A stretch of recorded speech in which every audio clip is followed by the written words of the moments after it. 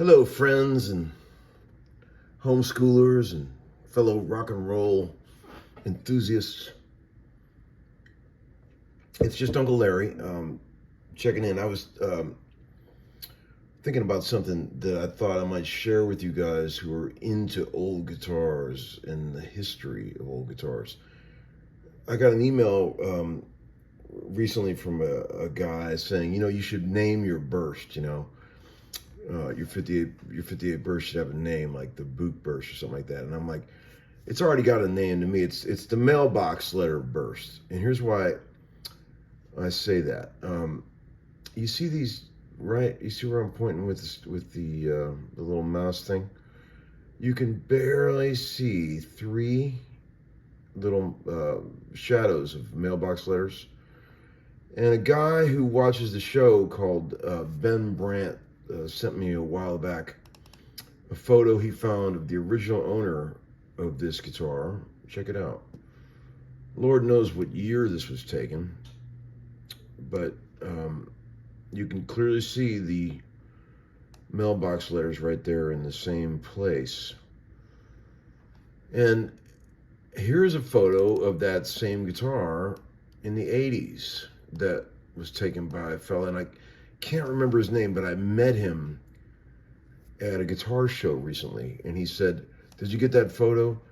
And you can clearly see the three shadows, which are way more visible back when the guitar still had some red in it, right?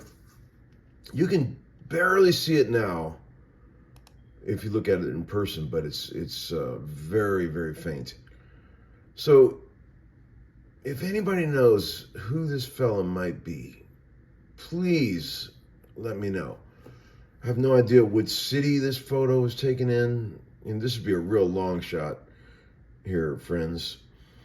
And then I started thinking, of the three really cool old, rare Gibsons that I have, I actually know the history of most of them, of all three of them. The doubleneck, the 58 doubleneck, I bought from Eric Ernest a while back, who's an expert on doublenecks. He sent me this.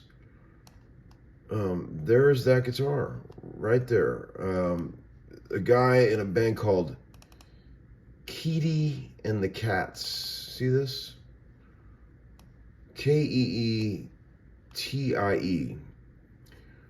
That's definitely my guitar because it was the only one with that configuration. Larry Lee, and that's the guy's name that owned that guitar.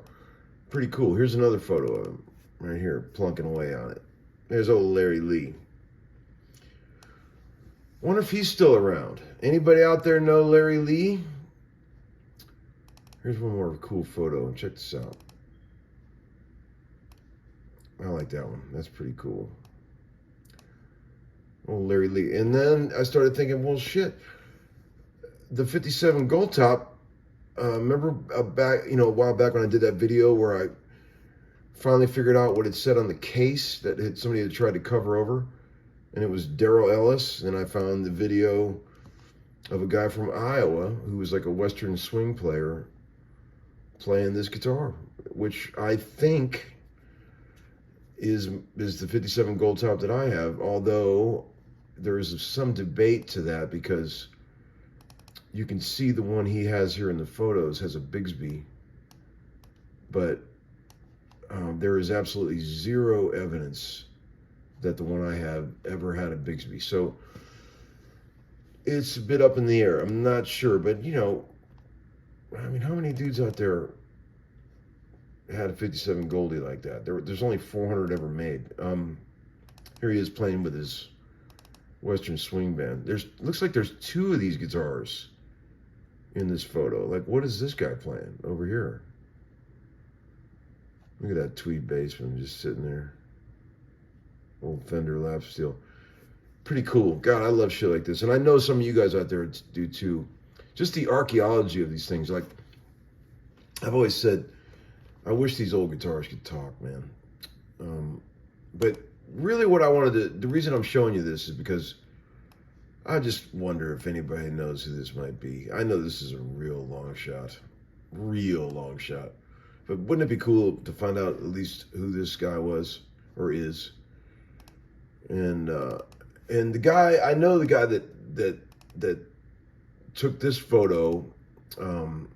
He's out there, and I can't remember his name. So if you see this, man, please chime in on the comments.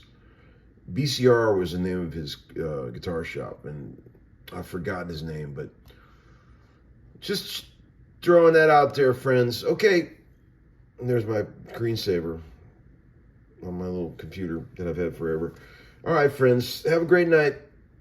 Uncle Larry, over and out.